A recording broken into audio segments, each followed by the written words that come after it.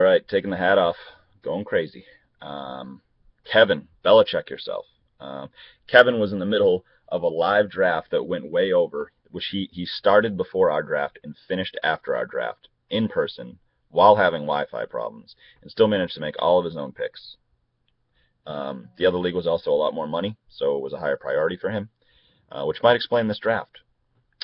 Keeping Antonio Brown was his best option, and he was the number one wide receiver in the league last year, so that's a great pick.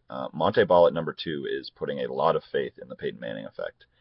Um, could turn out to be right at two. I mean, I feel like he could have got him at five. I don't think there's a lot of value, but if he turns out to be great, doesn't matter. You get a great player.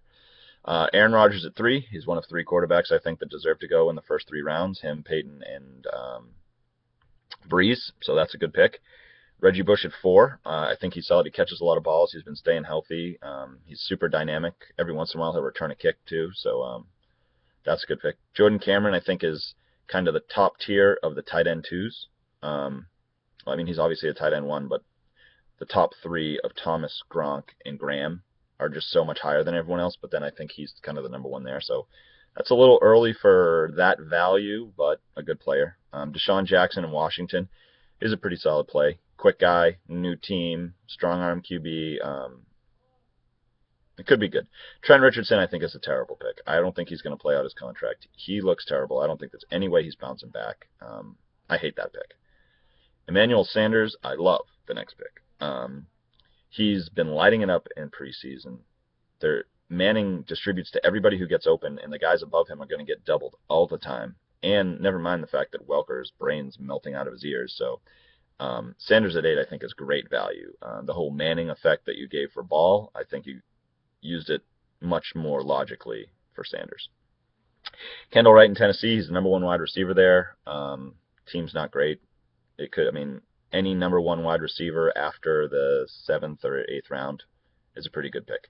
Stephen Ridley at 10. Could turn out to be okay. It looks like he's going to be in the doghouse a lot anyways, and I hope that he plays well for the sake of the Patriots. It looks like he won't.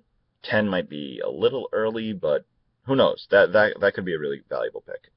Jeremy Hill was fighting for the number 2 spot in Cincinnati with Ben Jarvis, Clean Ellis already claiming it. That's a little bit of an odd pick if Ben Jarvis didn't even go. I guess you really like him.